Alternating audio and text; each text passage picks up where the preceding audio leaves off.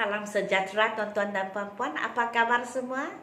Nama saya ialah Dr. Lee dan saya berasal dari Bukit Mentajam, Pulau Pinang.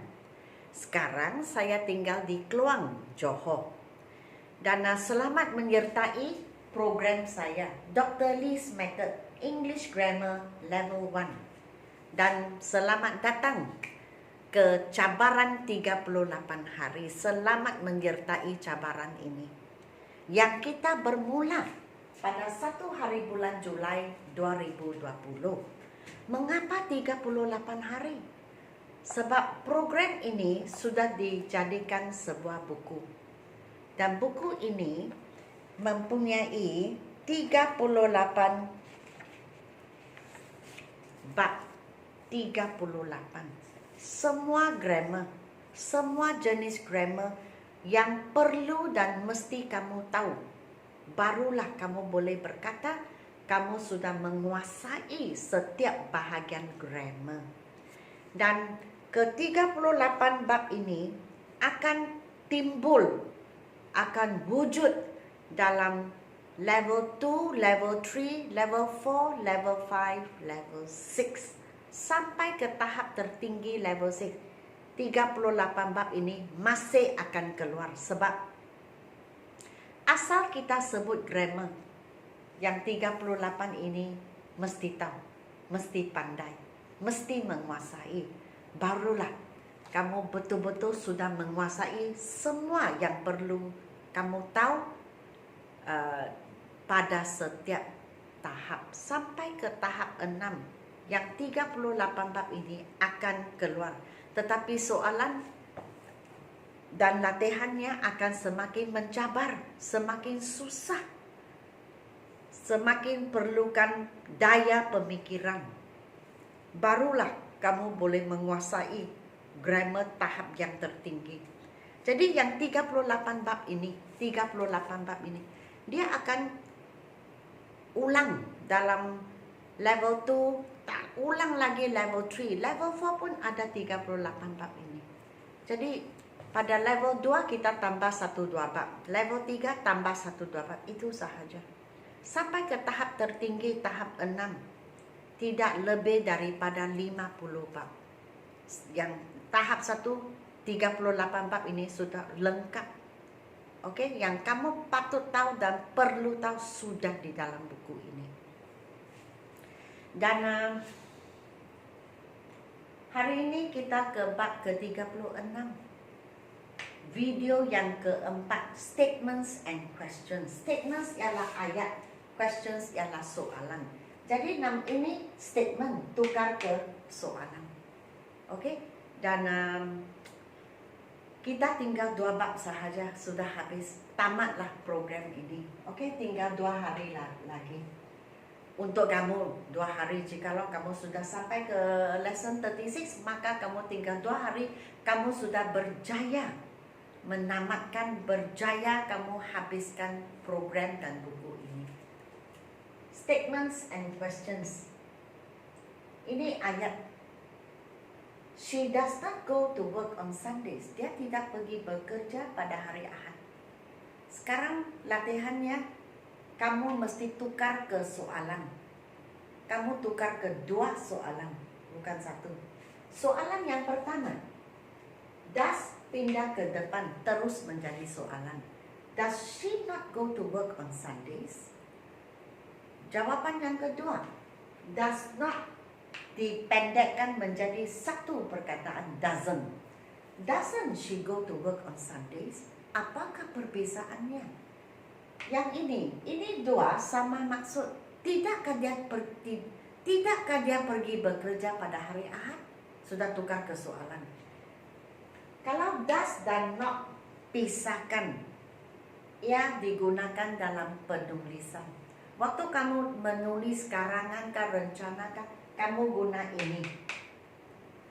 Kalau kamu gabung does not menjadi doesn't. Doesn't she go to work on Sundays? Pendekkan. Ini digunakan untuk pertuturan, spoken form. Jadi spoken form maksudnya pertuturan, written form maksudnya penulisan. I did not put the pen on the desk. Saya tidak meletakkan pen di meja. Did pindah ke depan. Did you not put the pen on the desk? Ini digunakan untuk penulisan, written form. Did not gabung menjadi satu perkataan. Didn't you put the pen on the desk? Ini digunakan untuk spoken form, untuk pertuturan. Tidakkah kamu meletakkan pen di atas meja? Soalan. Ini dua soalan yang sama artinya. Hanya cara menulis. Kalau kamu menulis did dan not, kamu pisahkan. Ia digunakan untuk penulisan. Tetapi jikalau kamu gabung dua perkataan menjadi satu, maka ia digunakan untuk pertuturan. We do not visit our aunt on Sundays. Kami tidak melawat makcik kami pada hari Minggu. Do pindah ke depan. Do you? We menjadi you. Do you not visit your aunt on Sundays? Ini dalam penulisan, digunakan untuk penulisan. Don't you visit your aunt on Sundays? Do not menjadi don't, pendekkan.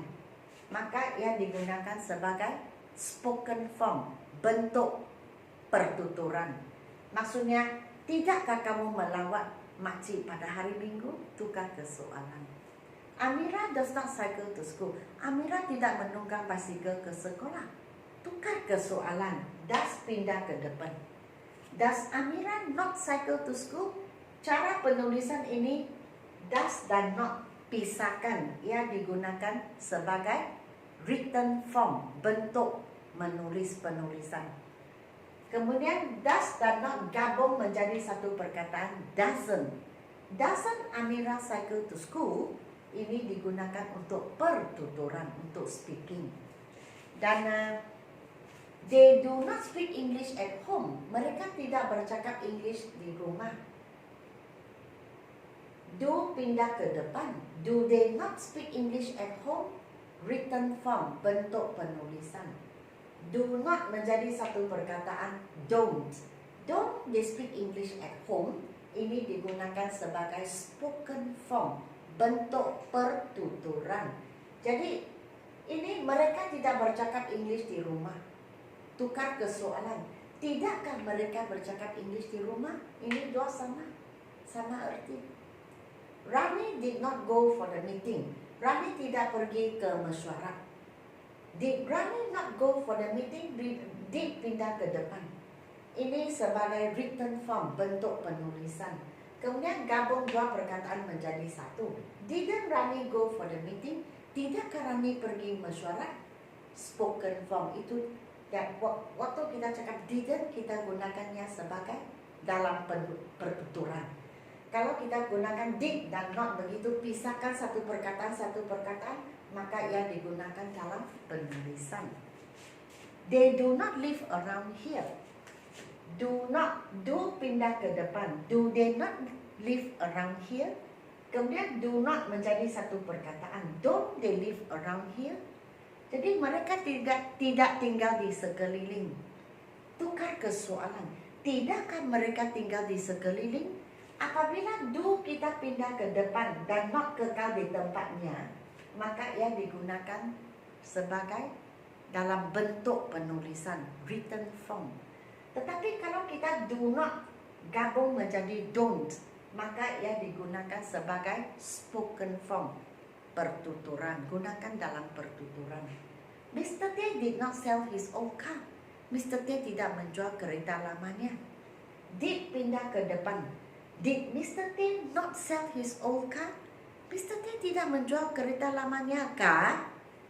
Did pindah ke depan, not kekal di tempatnya. Ini digunakan dalam penulisan, written form, bentuk penulisan. Kemudian did dan not gabung menjadi satu perkataan. Didn't Mr. T sell his old car? Sama arti. Mr. T tidak menjual kereta lamanya kah? Sama arti. Hanya waktu kita gabungkan did dan not menjadi satu perkataan didn't, maka ia digunakan dalam pertuturan, percakapan. Penulisan kita tidak guna ini, kita guna atas. Did not, bukan didn't.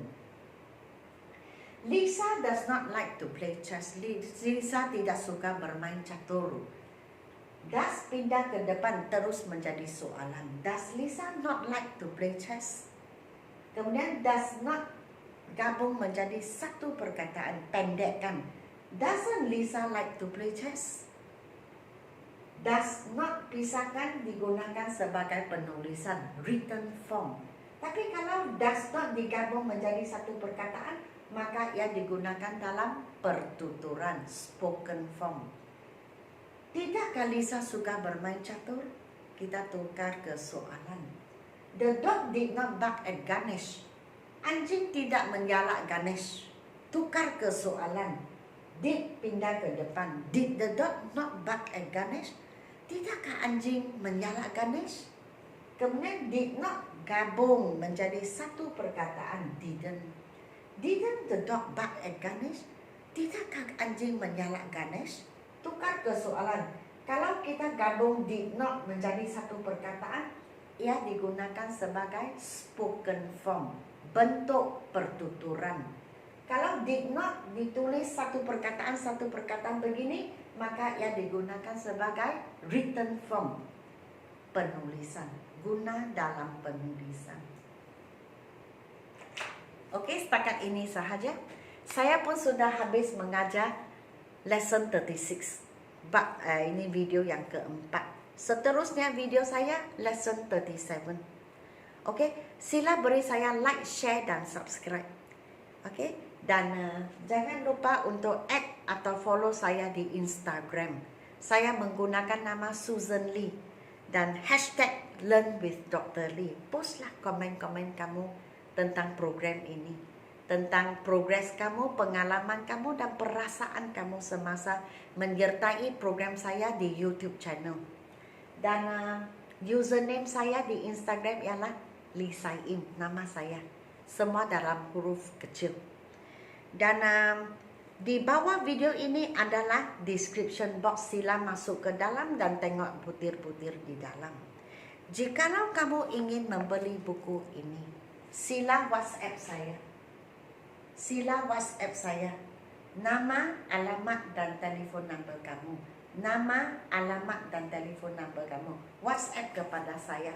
Nah, saya akan mencetak buku, kemudian hantar ke rumah kamu dengan courier service. Jadi mungkin kamu sedang fikir sama ada buku ini sesuai atau tidak untuk kamu. Buku ini haruskah tidak kamu membeli buku ini? Sebab banyak orang waktu dia tengok level 1 terus dia fikir mudahnya. Ini mudah, level 1. Untuk saya level 1 ialah ini. Ini level 1 saya. Dan ini semua diambil dari buku ini. Jadi jikalau kamu tengok ini semua dan kamu rasa mudahnya, maka jangan beli. Jangan beli sebab ini menandakan bahawa kamu memang ada tahap ini. Jadi tidak perlu membeli. Tetapi jikalau waktu saya mengajar dan sekarang kamu tengok ini semua, kamu rasa wah agak mencabar, agak susah. Dan kamu ingin memperbaiki, kamu ingin mempertingkatkan diri, ingin maju dan ingin menguasai grammar bahasa Inggris, maka belilah buku ini. Okey? WhatsApp kepada saya, nama, alamat dan telefon nombor kamu. Selepas dicetak, saya akan kirim buku ini ke rumah kamu. Okey? Jadi sekian, terima kasih kerana menonton video saya. Dan sehingga kita berjumpa di lesson 37. Selamat tinggal.